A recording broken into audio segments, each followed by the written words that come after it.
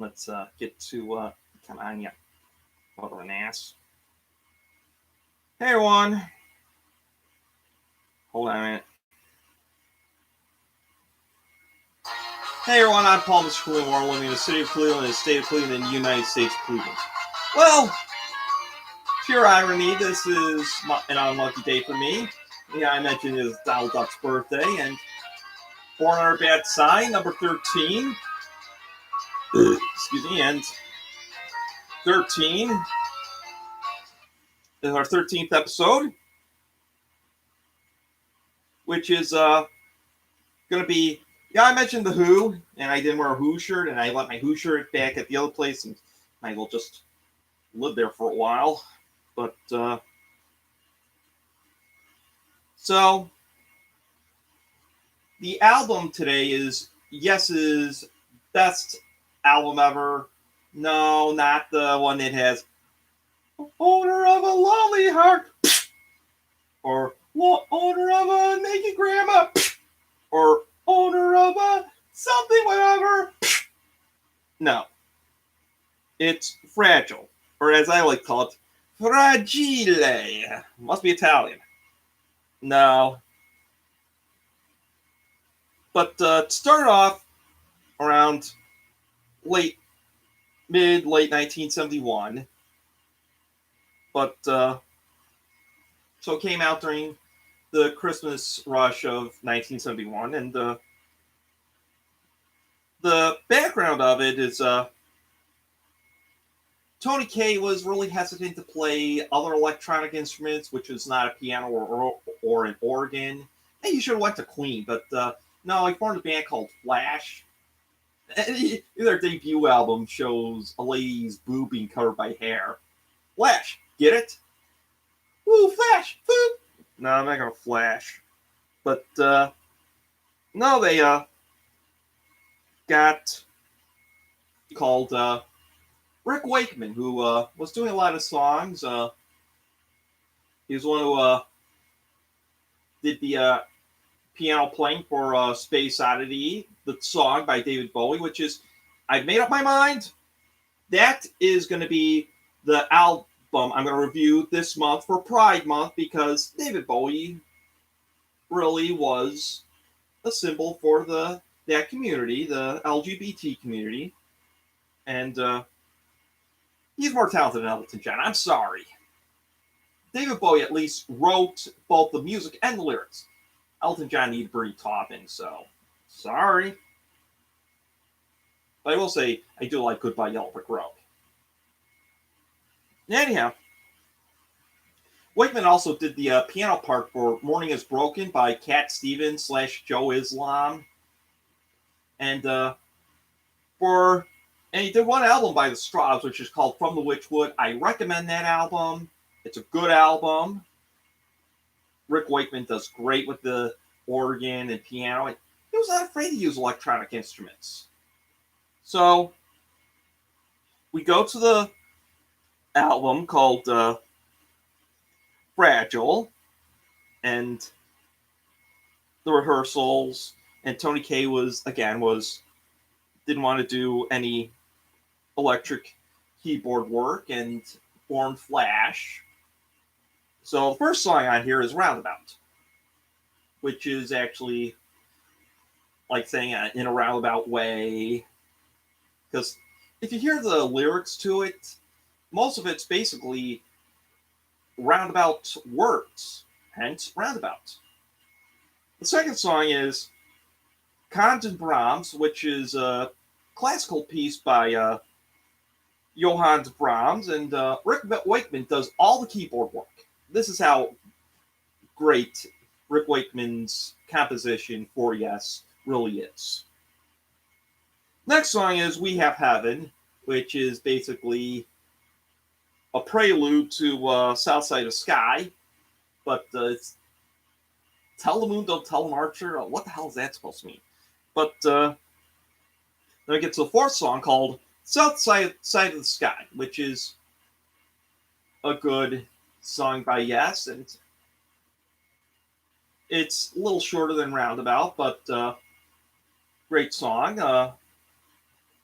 And this is another time when Rick Wakeman shows his talent and his contribution to Yes with the kind of a jazz-like piano solo.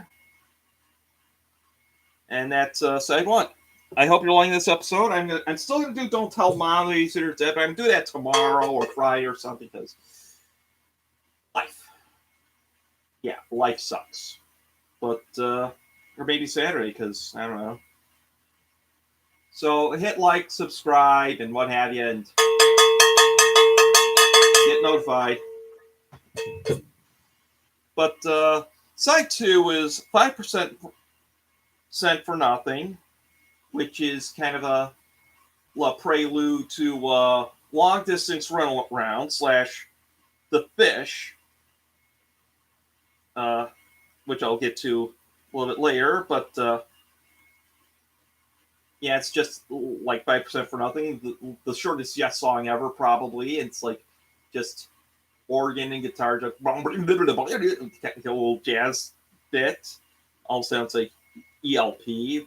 Well, progressive rock was at its height around the early 70s.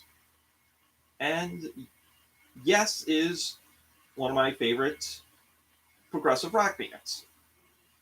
I'll have to say if I made a top 16 list of my favorite progressive rock bands, they'd be on there.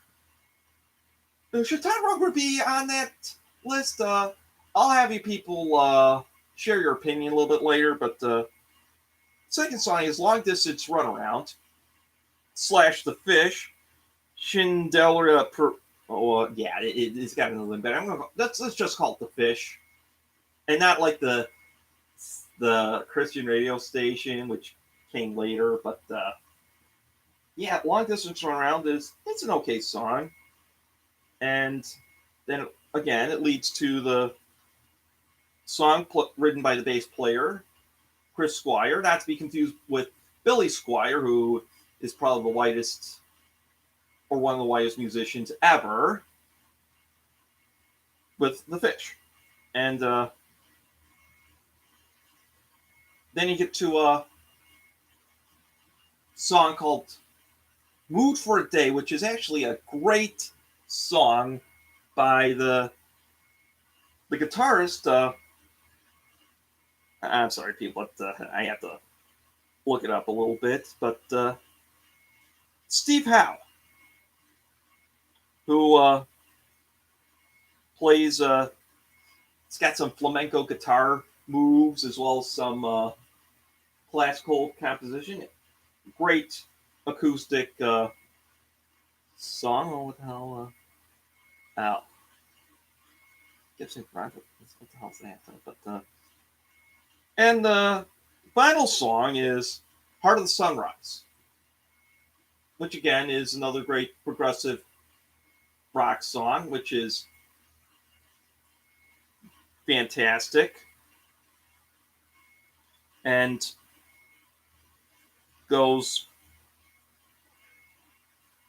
has some classical as well as piano parts, and Rick Wakeman really did a great job with contributing with this band. And in some ways, and song ends, but then in a hidden track, there's a reprise of We Have Heaven, which is, I mentioned that before, and why do you want to tell the moon, not the marcher? But yeah, so Rick Wakeman really did a lot of commitment. He got Journeys to the Center of the Earth. I was watching The Beast of Yucca Flats. I think it was 2 days ago, and Crow mentioned it. Hey everyone, let's watch. They got Rick Wakeman's Journeys to the Center of the Earth. Let's have a party. Yeah! Hey, I know what to do. I smell bacon. Okay, well, that's it for this episode. So So next week is Juneteenth, and we're still going to go with same year, 1971. Marvin Gaye's "What's Going On." It's the 50th anniversary of that album, and everyone's saying, "What's going on?" Well, what is going on with anything and everything? And I promise, don't tell mom they was a kid. So I'm Paul Mr. Cleveland Warren, living in the city of Cleveland, in the state of Cleveland, in the United States of Cleveland. Because some days I'm like Cleveland, this is one of those days. Good night.